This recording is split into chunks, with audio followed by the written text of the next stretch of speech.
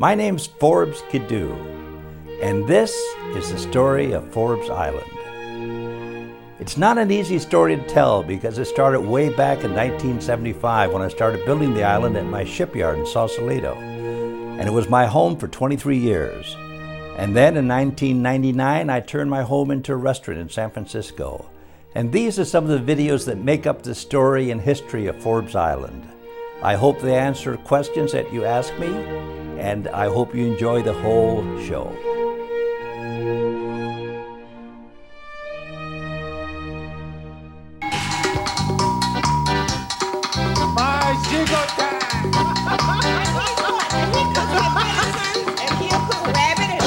Everybody thinks I know a lot about food. Because you like three tenors.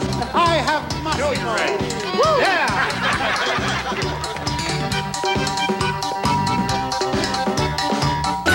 This is San Francisco's Pier 39. Nothing really weird around here. Lots of restaurants and shops, tourist attractions, and well, wait a minute. That's kind of strange. There's an island out there in the harbor with palm trees and a lighthouse. It's really a floating barge, and underneath there's a restaurant. I don't know about you, but that sounds pretty weird to me. The island barge in the bay is Forbes Island, a 50 by 100 foot, 700-ton self-propelled vessel. The owner, builder, and proprietor is Forbes Kidoo. Forbes? Yes, I am. Are those your palm trees and lighthouse out there? Yes, they are. All right, well, I can't wait to get out there. Well, let's go. All righty. Forbes made his fortune building, you guessed it, floating homes.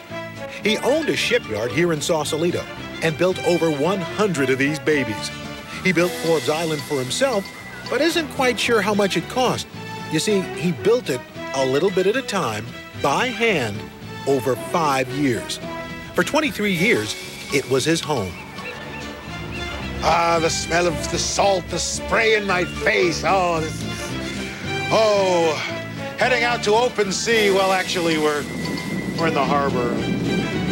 There's really no spray. I smell something, but I don't know what that is. Hey, boys!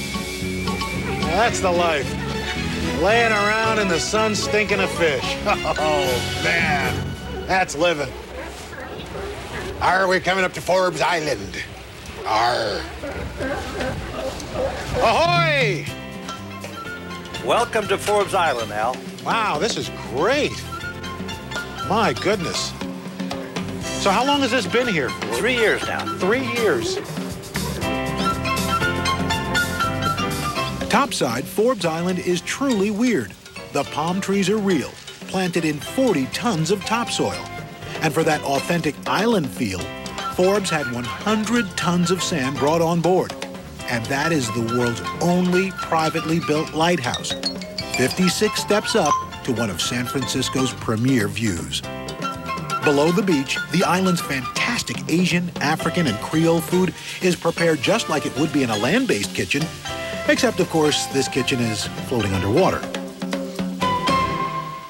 This boat rocks a lot. Right. So you have to get used to moving around. Was that difficult at first? Yeah, for about a couple weeks. Because Forbes Island is really a seagoing barge, there's a working wheelhouse which doubles as a bar at cocktail time. There's topside dining in the glassed-in Tahitian room, and of course, there is entertainment. Not to make it sound strange, but this is kind of a weird restaurant. Well, it's the only restaurant that looks like an island that floats on the water. What was your inspiration? Why an island? Well, I always liked islands, and I have a good imagination, and I'm a builder, so it just kind of fell in place. When you told people, you know what, I want to put a floating island in San Francisco Bay and turn it into a restaurant, what was their reaction? Well, they didn't believe me at first. That's probably why it took so long. It took me 10 years to get all the permits out. After seeing the topside, I wasn't sure I was ready for what was below. Oh, wow. Forbes, this is amazing. The main dining room is trimmed in dark wood, each beam and joint placed by Forbes himself and decorated in nautical antiques collected by Forbes over the years. There's even a gas fireplace. The bar sits just below the waterline. In fact, sometimes you can see fish swim by. There's a wine cellar that can double as a very private dining room. Right next door is the very small kitchen, which on a busy night turns out as many as 130 meals. Forbes Island is open for dinner Wednesday through Sunday, but private parties can be arranged anytime. Tonight, Art and the staff will be doing dinners for 2 private parties. Not a lot of room in here. It's real tiny. We only have one stove. And this is so strange because I can feel the thing rocking right now. I mean, I'm thinking, this is the first kitchen I've ever been in that moves. Yeah, it takes a while to get used to. Ooh, what's this? This is one of our dishes that people really love here. It's a poached sea bass in a andouille sausage and jalapeno broth, garnished with Meyer lemons, chiffonade basil, and red cherry tomatoes. That looks served with long croutons. fabulous. You might like this. It's more of the. I think I might. You know, if you like spicy. Oh. Art's avocado-topped ahi tuna ceviche has a little bit of a weird twist. A little smoked chipotle, dry chipotle in there. Traditional ceviche, tomato with an avocado mousse, gazpacho coulis, and cilantro oil. That's wonderful.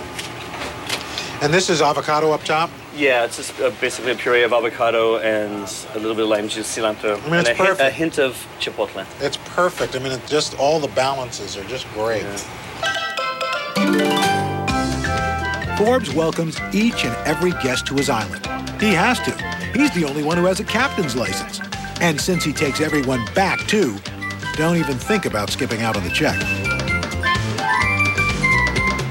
Everyone upstairs is enjoying cocktails on the beach. But for me, dessert. And so to finish up in the kitchen here, we've got a fabulous looking dessert. Sasha is the pastry chef, right, Art? Yes, he is. So Sasha, what do you have here? Okay, what we have here is a mango coulis with profiteroles that are filled with vanilla ice cream and topped with macadamia nut praline sauce. That looks awfully good. You know, it just so happens I have my own spoon Oh, here. great.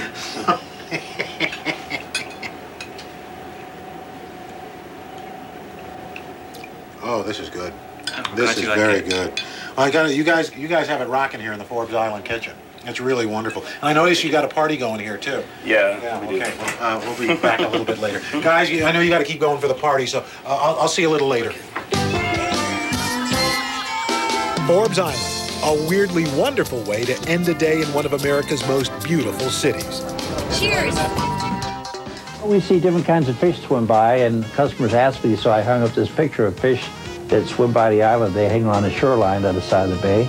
Once in a while, the sea lion will swim by. We'll tell you what it really is and how you can get a great meal there. Forbes Thor Cadu. Gesundheit. Nope, he's a man. He's actually a guy that owns an island. They say no man is an island, but when you put a restaurant on it, that changes everything. It's a 700-ton motor vessel, and I planted palm trees, which grow out of 40 tons of earth, put 120 tons of rock around the perimeter, and put 80 tons of white sand on the beach. What in the world is this guy talking about? Well, here's a hint. You're looking at it. Beyond the sea lions and crab stands of Pier 39, an undiscovered gem bobs quietly on the water. You can visit, but there's only one way to get there. Your ship's come in. Welcome aboard and watch your step.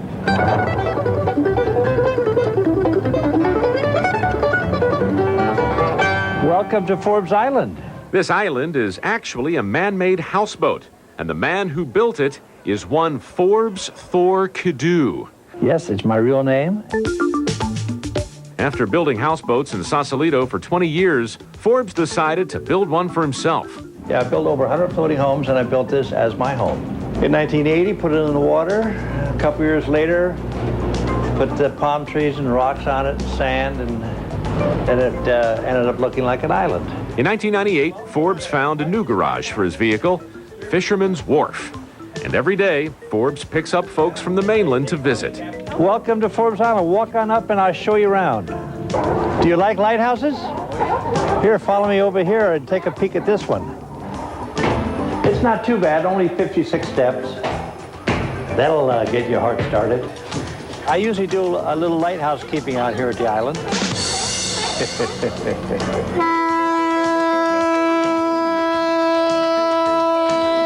These palm trees have grown 10 feet in the last 10 years. I used to feed a Miracle Grow. Now I quit. Now I'm feeding the Lighthouse Miracle Grow. All this makes the island worth a visit. But the real treasure lies below. Watch your step. You see, Forbes' former residence is now a restaurant serving French cuisine with a twist. We see different kinds of fish swim by, and customers ask me, so I hung up this picture of fish that swim by the island. They hang on the shoreline on the side of the bay. Once in a while, the sea lion will swim by. And in between courses, there's plenty to take in. Then this is a wine cellar with a table for two. It's underneath the water, so it's always 58 degrees. Right above us is 20 tons of earth and 7 palm trees growing, and below your feet, 7 inches, is fish swimming. We have wrist and ankle shackles here in case you want to quit smoking and or stop opening wine bottles. Next to the woman's bathroom, a plush stateroom. Well, it's no privacy because women are using it all night as they're having dinner, so you wouldn't have any privacy, but you can stay in there for the evening if you want to. If people keep coming back for our fine food, we'll stay here a long time. And if not? If not, maybe I'll go to Maui. Here today and gone tomorrow. Who knows?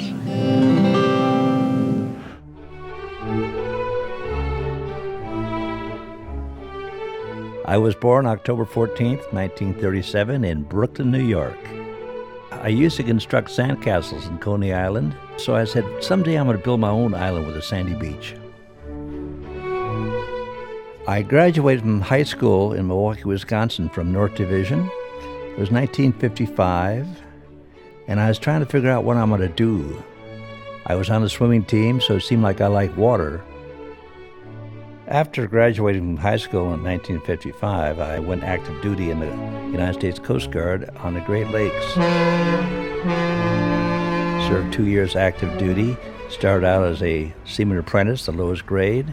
Here I am at Marble, Ohio, standing in the stern of a 28-foot double-ender.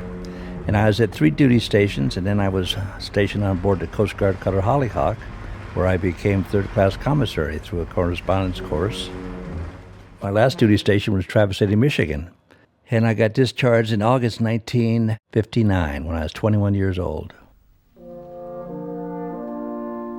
In 1959, I came to California to see my parents who had moved there when I was in the Coast Guard, and I liked the Bay Area, and I asked my dad, I wanted to buy a 59 Corvette, and I said, Dad, how can I make a lot of money real quick? And he said, I don't know, Forbes, but you should learn a skilled trade, either a plumber, electrician, or carpenter.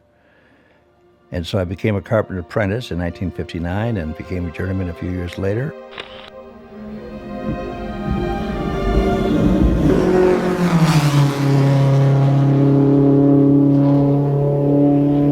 Before I ever thought of building a floating island as my home, in 1964, I was inspired by the General Motors prototype Stingray, which I saw at Laguna Seca, to build one that looked like it. And I built this car when I was 25 years old.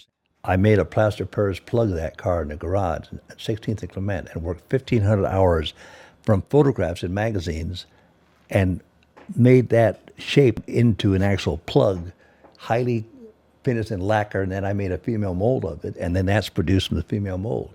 Fiberfab used to produce that car. So it's a long story of that car. It's amazing I was able to pull it off with no pre-design knowledge of how to build a plug to make a race car. The body weighs 190 pounds. It's on a 63 Corvette suspension. In fact, I still have it, and once in a while I go out and polish it.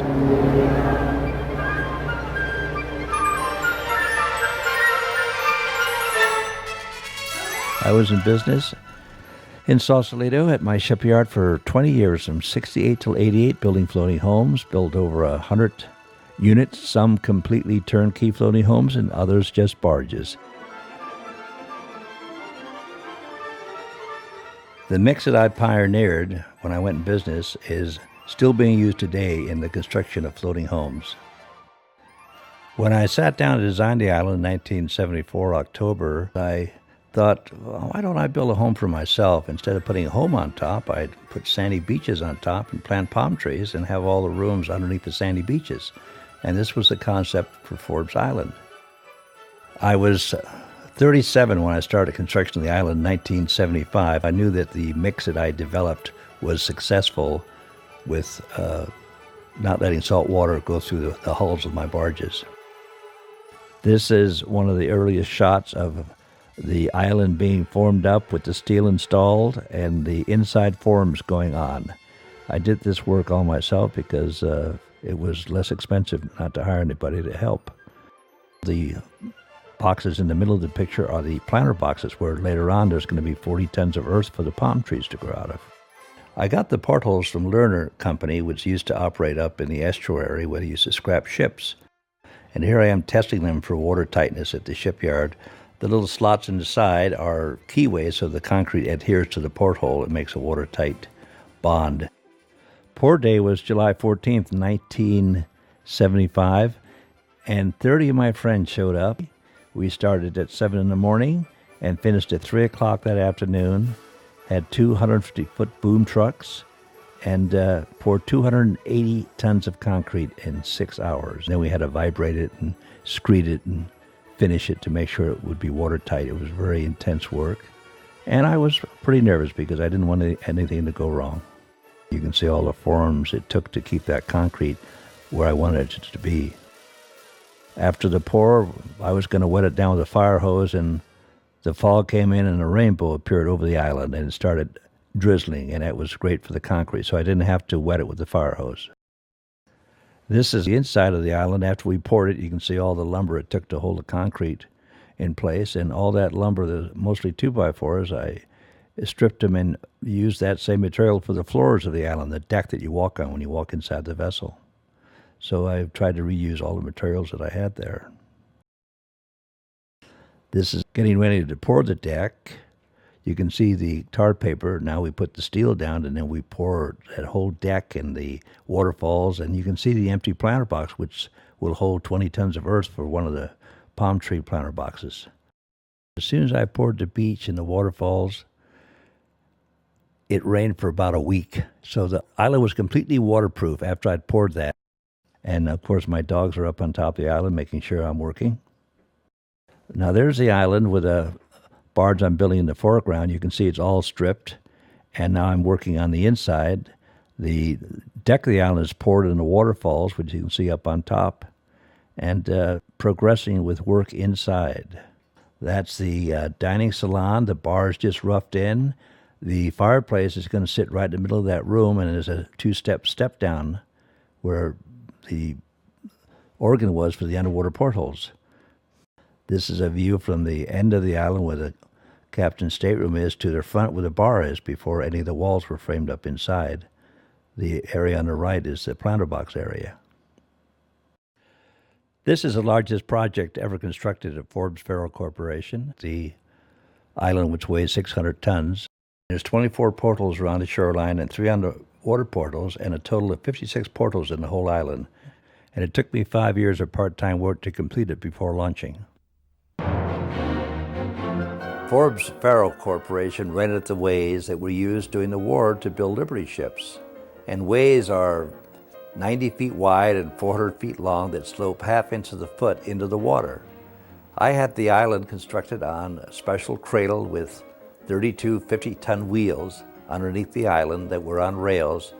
Hopefully, the wheels would all turn and the island would roll into the water at the time the champagne bottle was broken on the vessel. The first day, we only moved 30 feet. We had to rethink it. And finally, on the third day, I thought, if I grease the rails, it doesn't matter if my wheels don't all turn, it'll skid down into the water anyhow. So luckily we had somebody videotape the third day when it actually went into the water.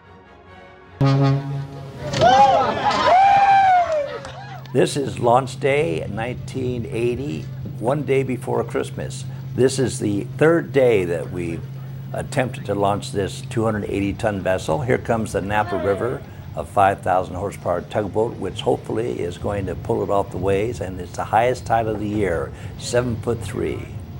Now we're getting ready to hook the cable up to the island. And I'm giving instructions, hoping it works nice and smooth. I put some tape on the hull to the left of the island. You can see the masking tape. Hopefully the water line is going to split that tape. That's the calculated draft of the island at this weight. We're pulling on the cable now and putting a lot of load on the line, and the vessel weighs 280 tons. Every 2 feet it goes down the ways, there's 12 tons less weight on the vessel. Here we are pulling, and I believe it's going to start moving. It is moving into deeper water as we speak. We're going down the ways. And here I'm saying we need another 10, 15 feet to get it completely floating. My worry was that it's not going to float all the way and the tide's going to go out, which would damage the vessel. Now we're going another little bit more. You're unhooked from the cat. And hopefully the tape is going to split the water. There you can see the tape, and it is splitting the water line, which makes me feel very, very good. And it's a great sense of accomplishment after working on it for 5 years at the shipyard and have it float where I designed it to float. Now we're going to have the tug turn around and come in bow first, because that way he can have better control of the vessel as we go out the narrow entranceway to the harbor. Now the tugboat's going to turn around and hook up bow first to the island, so we have good control of it going out the channel.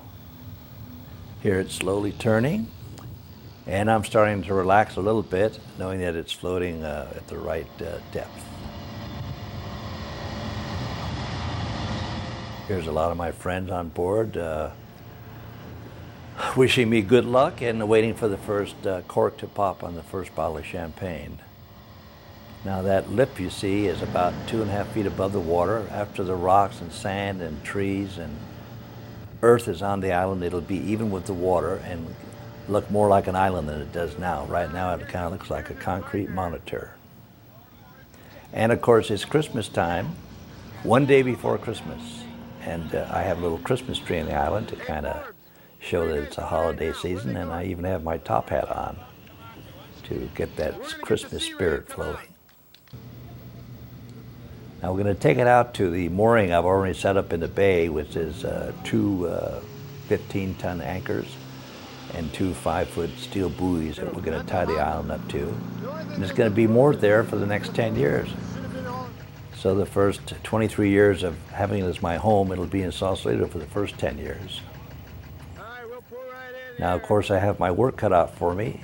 It's far from complete. It needs 120 tons of rocks, 80 tons of sand, and 40 tons of earth to have the palm trees grow successfully from. So I'm trying to figure this next phase out.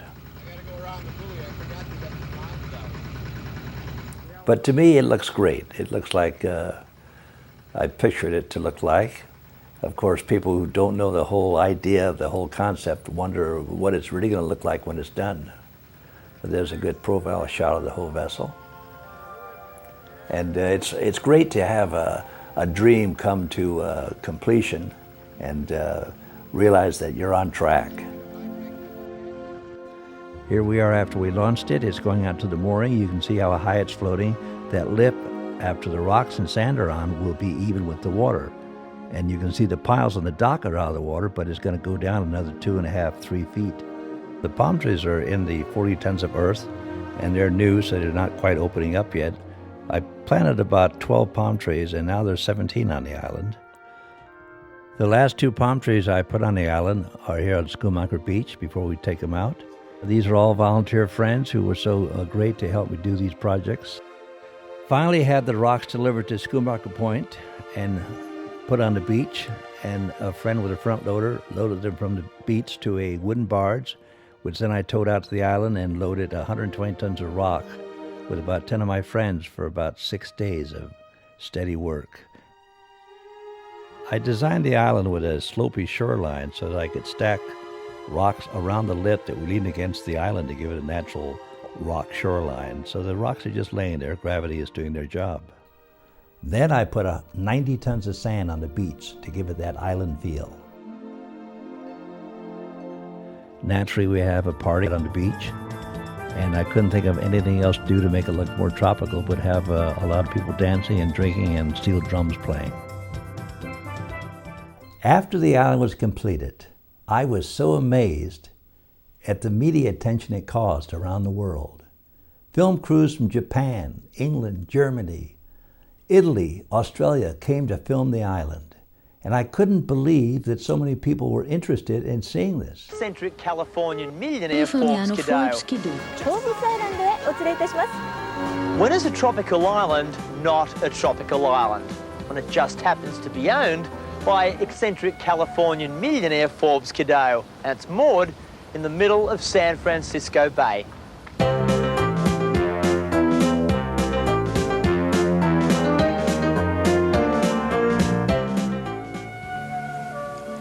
Se un giorno passate da Sausalito, fermatevi per guardare l'isola. Le onde del Pacifico ne accarezzano la spiaggia, le fronde delle palme si inchinano nel vento. All'orizzonte la città di San Francisco. One of my favorite shows it was featured on was Lifestyles Rich and Famous in about 1987.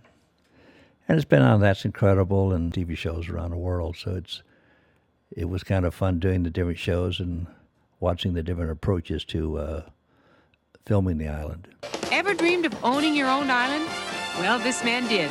And he did more than just dream. He went out and built one. All this and more. Tonight on That's Incredible.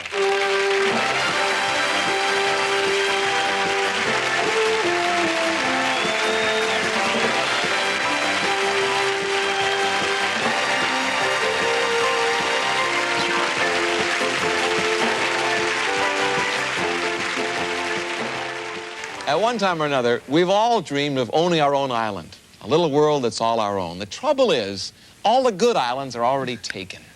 But that didn't stop a man named Forbes Kiddo. He figured if he couldn't go out and buy an island, he'd make one. A poster of a Tahitian island was a constant inspiration to houseboat builder Forbes Kiddo. I've been building floating homes here in Sausalito for the last 14 years, and I thought it would be unique to build a barge but have no home on top, just palm trees and sandy beaches and make it look like an island. I came up with the idea, the concept, in the latter part of '74. We started construction in January of '75. We put the island in the water 2 days before Christmas in 1980. So it's been a 7-year project. For a location, Forbes chose Richardson Bay, an outlet of San Francisco Bay, here in Sausalito, California. It may not be Tahiti, but it's easier to commute to work. The island is approximately 100 by 45 feet.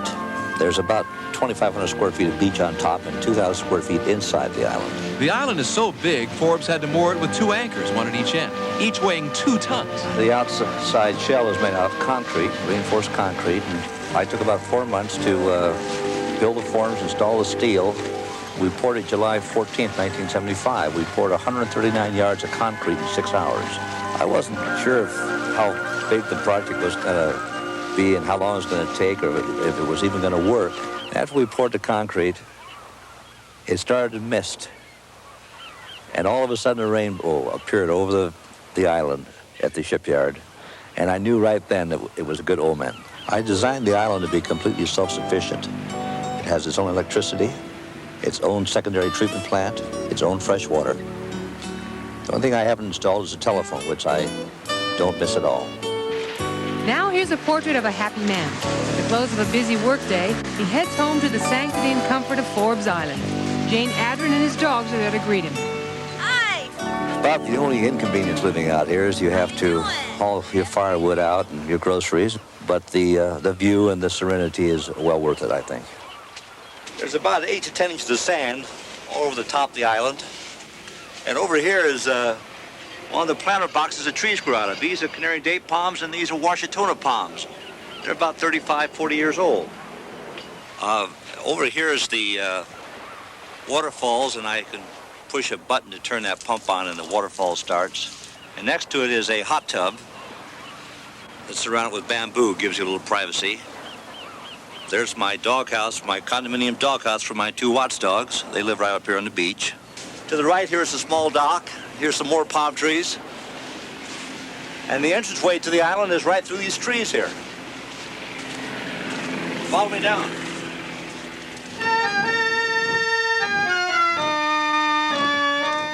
The island's living quarters are mainly below the water level. It is here that Forbes resides in splendor, reminiscent of Jules Verne's legendary Captain Nemo.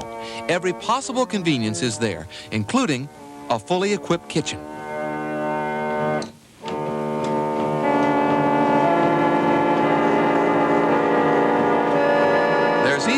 well-stocked wine cellar.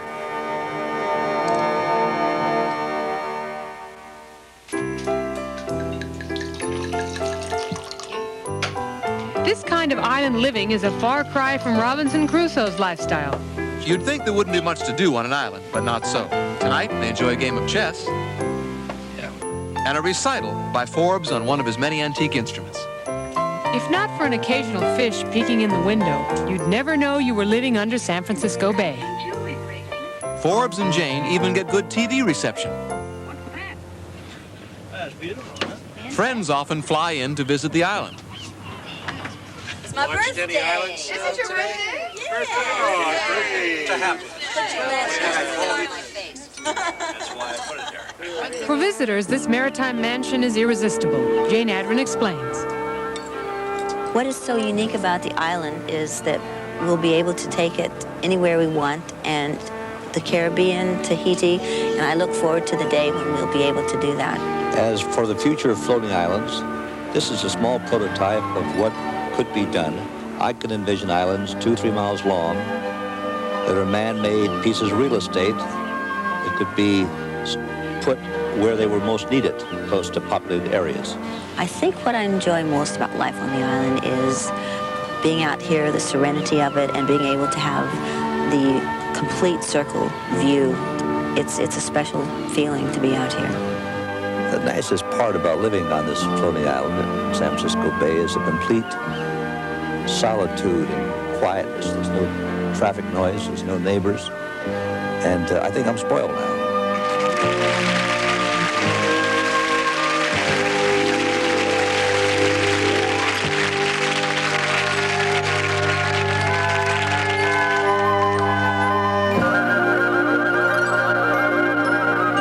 When we come back, we'll meet a man who takes living on San Francisco Bay very seriously. And finally this evening, a slice of life from here in San Francisco. We think it unlikely that people here ever become jaded about their surroundings. There are just not that many cities which are so superbly situated.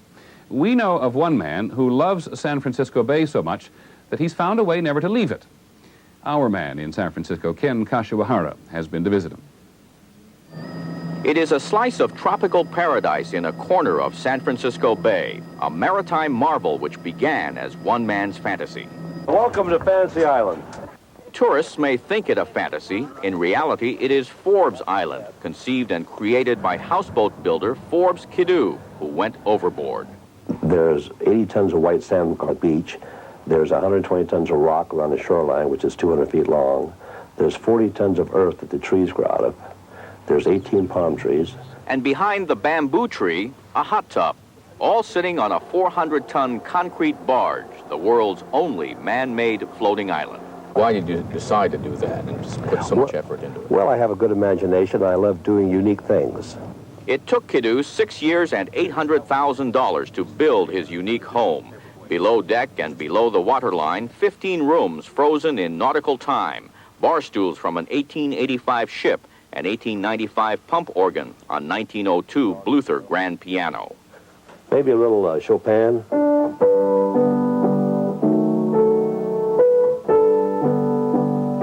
You can play the piano late at night without neighbors calling the police. And if you don't like the neighborhood, you can move, because it's a floating island.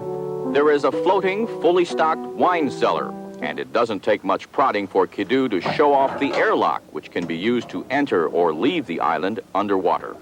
What if you had us come home and you were married and your wife was at the front door of the baseball bat? You use the airlock. If all this looks like a scene out of Jules Verne's 20,000 Leagues Under the Sea, if Forbes Kidoo playing Bach on the organ appears to be Captain Nemo reincarnated, it hasn't escaped the notice of visitors. A lot of people will walk in this dining salon and say, "Holy Nautilus," or "Captain Nemo." So it does reflect on you. I haven't started wearing the blue suits with the gold stripes yet, you know, but... But even with all the work he's put into his fantasy island, Forbes Kidoo is thinking of selling it for $2.5 million, perhaps to build a glass-bottom floating island. But if he can't sell it, he says, that's okay too. Who knows, I might end up living out when I'm 85 years old, and maybe I can learn how to play the piano by then, huh? Ken Kashiwahara, ABC News, in San Francisco Bay. That's our report on World News Tonight. I'm Peter Jennings. Good night from San Francisco.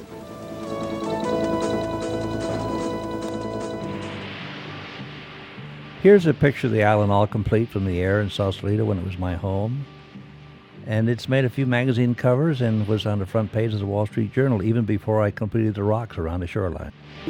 Sitting on the dock of the bay can be splendid, especially when you own the dock.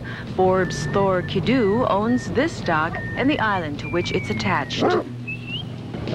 Forbes Island in the center of Sausalito Bay is a tropical paradise designed and built by its owner. It's actually a 700-ton houseboat that drifts into the Bay Area's most scenic ports. Well, after building floating homes for 20 years, I thought for myself I'd build a barge that looked like an island and put palm trees on it and sandy beaches, but then have the rooms beneath the sandy beach, so you come down and you live beneath the sandy beach. Below the waterline is a Captain Nemo fantasy. 14 rooms heated in winter by fireplace and cooled in summer by the ocean temperature. There's 3 private staterooms with private bathrooms, an art room, a wine cellar, an underwater airlock, and a workshop. This is a dining salon. This is the largest room in the island. It's 600 square feet. The green room is a nice room. It has 2 portholes and a private bathroom, and I mixed all these colors myself because I love a deep forest green and a deep blue, and every room's a different color in the island. The burgundy room is one of my favorite colors, burgundy, of course, and it has stained glass windows I had made for the portholes. The art room is a nautical gallery showcasing the works of Maui artist George Sumner, and a scale model of Kidu's next venture, a floating glass-bottom restaurant. The wine cellar is where I keep my wine because it's below the waterline, so it's always 58 degrees. It's very peaceful and beautiful. In fact, you can play the piano late at night and the neighbors don't complain.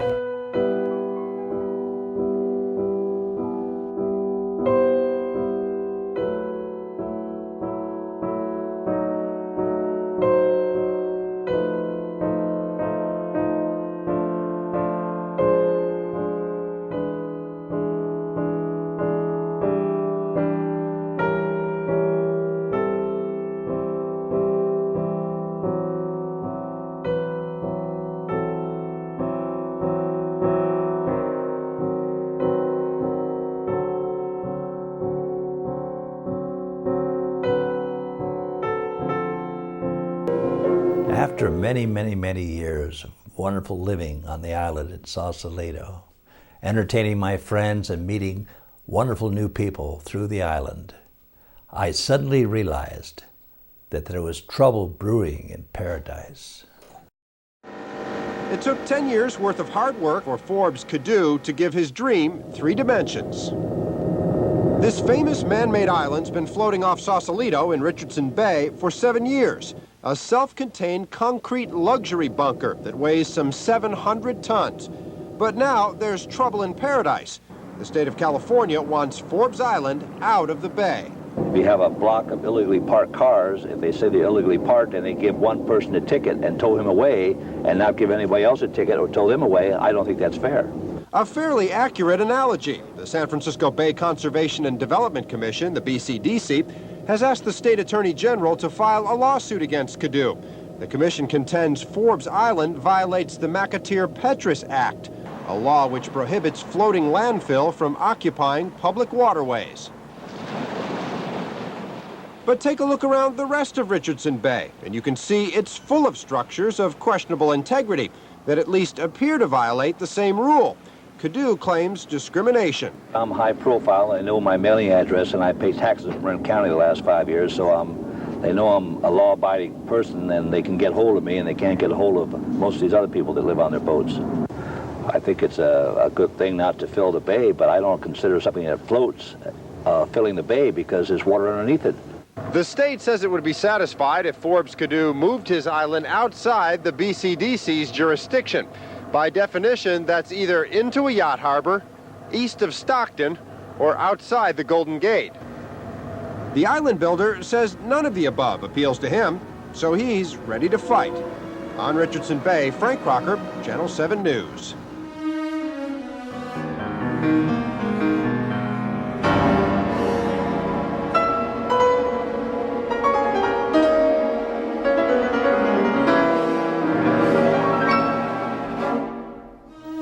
Phil Farley did a great cartoon series about Forbes Island and BCDC. It was a 4-part series in the Chronicle. And one of the cartoons went like this: wide in the stern and heavy in the bilge, the pride of bureaucracy enters waters off Sausalito. Blight ho! Captain BCDC, Horatio Bayfield, peers through his spyglass. Arr! There's in canker now, Forbes Island, as curious a sight of illegal flotsam as I've ever crossed my bow. Gee, Captain, I think it's rather nice. Thinking can get you into trouble on this ship, mate. And it went on to kind of emphasize the power of bureaucracy affecting the normal kind of guy.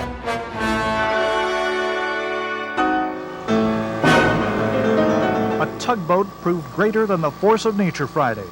It pulled an island at 2 knots across San Francisco Bay.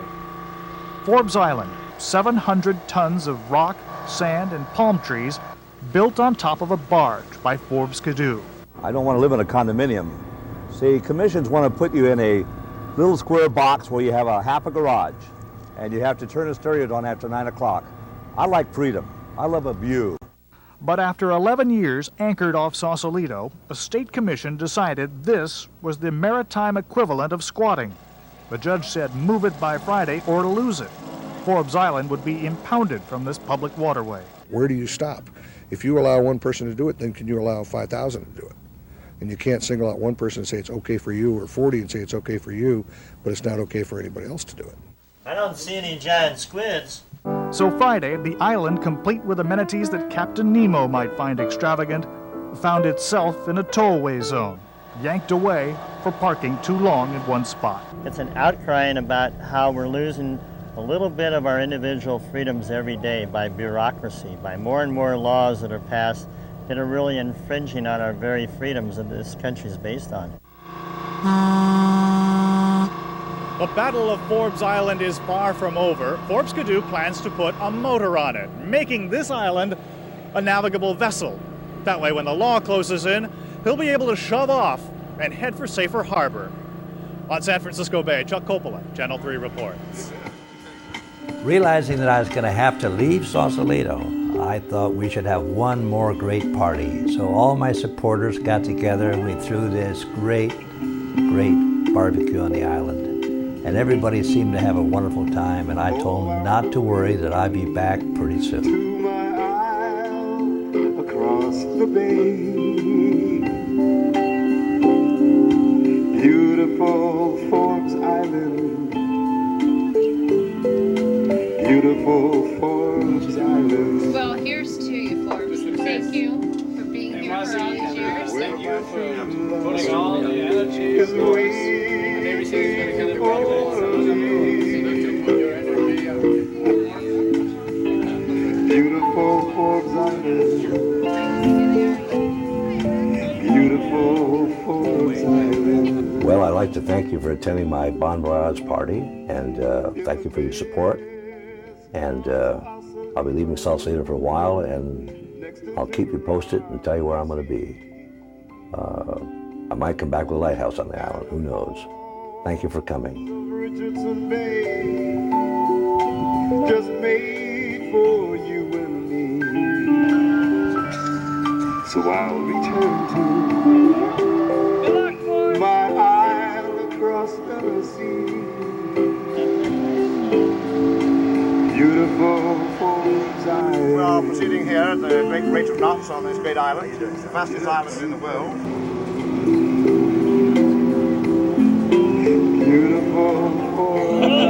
We've had a good time. We're going to have a better time when we come back stronger.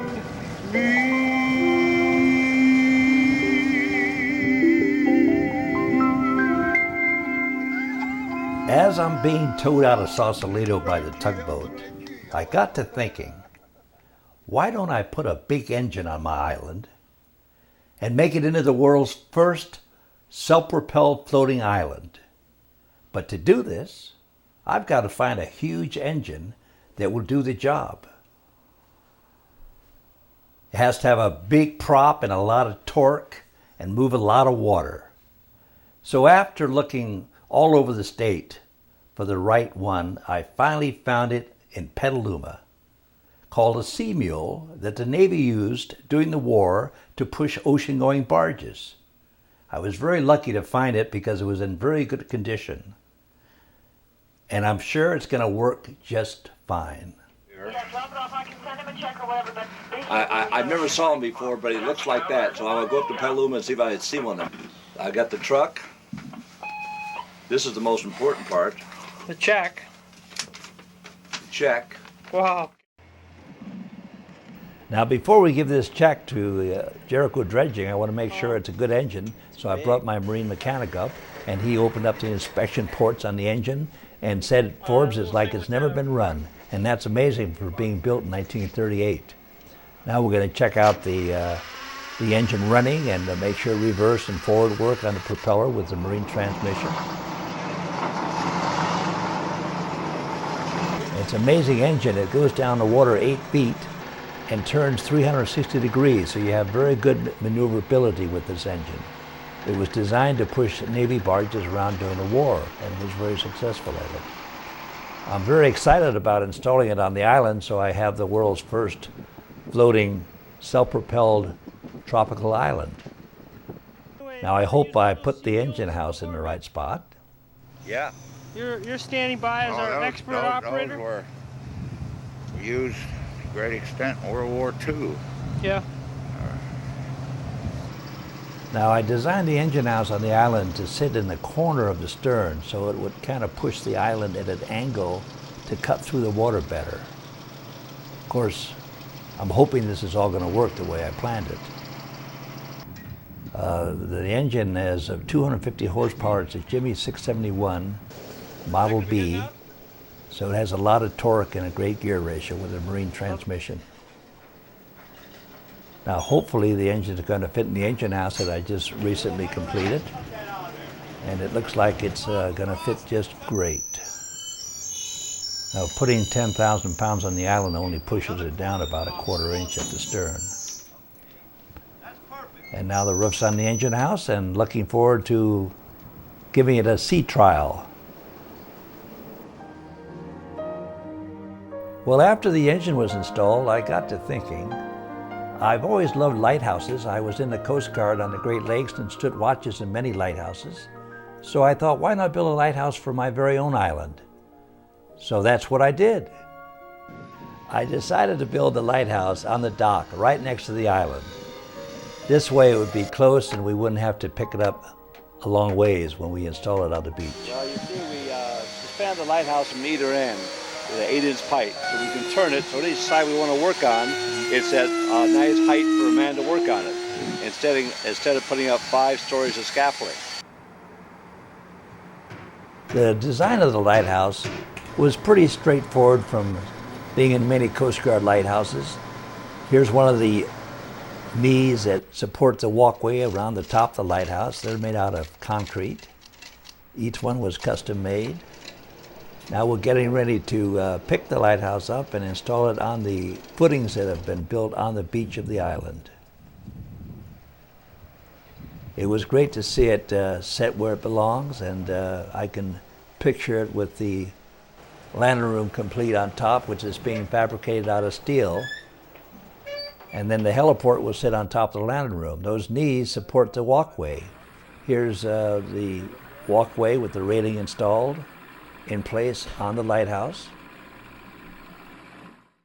Now we're going to put the heliport for the finishing touches. We're fiberglassing the top of it. It's going to take a lot of wear and sunlight, so it has to be really done good. Of course, you want to make all the resin go where you want it to go before it gets hard, otherwise it doesn't work too well. And here's the heliport on top of the landing room, all complete, ready for the stuccoing. The scaffolding will make it easy to stucco it. The white picket fences are being installed around the beach of the island, giving it that nice New England lighthouse look. I'm very pleased the way it came out.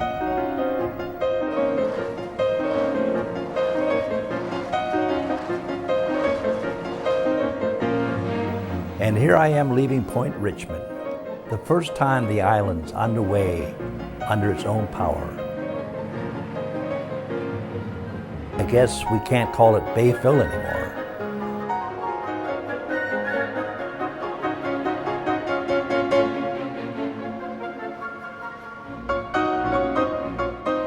The tide changed at a public hearing with BCDC when they approved my permit to become a restaurant at Pier 39. The vote was 17-1 for approval. I knew then it would be smooth sailing from now on. I headed down the San Joaquin River to the beautiful waterfront of San Francisco to open up as a world-class restaurant.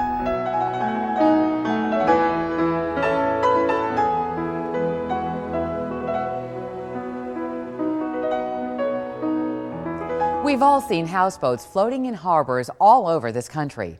But how about a houseboat that's actually an entire floating island that has now been hauled to the San Francisco Bay and converted into a gourmet restaurant? Glance across San Francisco Bay between Piers 39 and 41, and you'll see the world's only man-made floating island, Forbes Island, named after our slightly eccentric but always entertaining host, Forbes Thor Cadieux. And we're the only restaurant in California you take a boat to unless you count Catalina Island. Oh, that's true, yeah. This island was his brainchild back in 1974. And since he had already built over 100 elaborate floating homes, amongst them the famous Taj Mahal, he knew how to build this island. And so upon its completion 5 years later, he towed it to Richardson Bay off the coast of Marin County's Sausalito and lived on the island for over 20 years. Then, 7 years ago, he decided to turn the island into a floating restaurant. This is a floating vessel. Oh, Do you feel it's rocking? I do feel it's rocking. Yeah, see, I did this all to make it look like an island. That's great. What I should do is show you around first. All right, that and sounds then like... you can decide what you want to look Okay, at. all right. Yeah, Lead the way. Walk up here? All right. And there's quite a bit to see on this 700-ton self-propelled vessel posing as an island. 100 tons of sand, 120 tons of rock, and a gigantic lighthouse, which of course we climbed. Every window has a different view, and if you don't like the view, I can turn the island around. That's pretty clever. Not too many people can say that. No. He's right about the view. In real life, what do you do? Little lighthouse keeping. I don't believe you. I'm sorry. Well, you know, there's all the maintenance on the island, you know. Make sure the engines run on the shuttle boat. All right, let me put it this way. What did you do before you had this Well, I used to be a builder and developer. Oh, so that led you to do this because you knew how to build? Yeah. It's building a boat a little bit different than building a house? It is. It doesn't stay still. I hate when it moves around. But you haven't seen anything until you've seen the inside of this place down below the surface in the bar and restaurant. The water line is right where the bar is, approximately. Okay, so all the tables down below us are technically underwater. Right. Okay. But the nice part is you don't get wet. That's the way to do it. You're inside the ship. Everything about this place is unusual, and there are plenty of weird stories accompanying each locale. For instance, getting to the ladies' room requires that you walk through the stateroom. They used to come in here and lock this door. Who? Customers. They loved this room, so I had to blank off this so people wouldn't lock it. Oh my God. Because we'd come in and knock, and ladies couldn't use the ladies' room. Oh, of course. And there's a couple in bed. Oh my God. So see, when you deal with the public, you have to. You can expect anything. Right. So now you can't lock this door. That's very clever. Right. Live and learn, huh? Right. Wow. There's a unique wine cellar with 1,800 bottles of fine wine. And if privacy is your thing, there's a table for two smack in the middle of the cellar. Of course, waiters may be coming and going to bring wine out to the tables, so don't get too cozy. And Leslie, this is a blue room. Seats max about 12, 14 people. It's beautiful. And this Stained used glass. to be a stateroom and bathroom when it was my home. Lovely pictures on the wall. Yeah. It's one of my favorite seascapes. It's beautiful. And then here's back in the main dining salon. Sort of an alcove off the... Yeah, it's L-shaped. And I like it sort of private over here. Yeah. We have 4 dining rooms, so you can pick out the best one that suits your party. Lots of artwork. What did how did you decide what to put where? I collect these things. This Oh, you used do? to be my home. A lot of swords on the walls. And Are you a dueler? no, but I sort of like things like that. Sorta. Oh God. You have curtains over the stained glass. Why? Well, in the fall, time. there's something that's good. The fall, Yes. the sun comes in here so bright, so we have to pull those curtains. Wow. And each one has a different stained glass. See over here? Yeah, they're beautiful. The dining area is heated by this enormous fireplace. It's the original, dating back to when Forbes lived here. And then we have another fireplace in the stateroom. Sometimes I'll crank up. I'll burn things that I want to get rid of, important documents and things. Instead of shredding them. Okay. You're going to really have to edit this thing. Oh, you're not kidding. The island is embellished with authentic nautical paraphernalia, collected by Forbes throughout the years. Meanwhile, when you glide into the kitchen, you'll be amazed that these few people can crank out 110 meals per evening. So, Patricia, you've been on this island, how long? I've been here almost a year and a half. Wow. A long time. And you came from where before? So you were another restaurant? Another restaurant, a small French bistro in Noe Valley area of San Francisco. So as the executive chef, tell me what we're going to make here right now. This is a avocado and crab salad with an orange fennel vinaigrette. Wow. It's very light, delicate. It doesn't overpower the crab, and it has some really nice soft flavors that go really well together. I'll let you go ahead while you make this while I'm talking to you. All right. So this is not tourist food. This is real gourmet. No, cuisine. no, it's not tourist food. When you hear Pier 39, you hear a lot of things like it's like crab. You get boiled crab and with some crackers and things like that. And this is a lot different. Not saying there's anything wrong with that. No, type of no, food, no, no. But this is a fine dining experience. It has a lot of French influences from my training and some Californian types items and a lot of my background from my mother, who's a fantastic cook. Oh, she's Asian. She's Filipino. So a lot of the flavors stem from that too. Yes, no tourist fare here. These are gourmet meals being cooked and served to patrons who want a unique dining experience. And as long as this Captain Nemo-style character is at the helm, you can bet it will be a night to remember. Our thanks to Forbes Island's general manager, Pierre Bleuse, who actually donned a wetsuit during our shoot and went down to scrub the portholes in the dining room.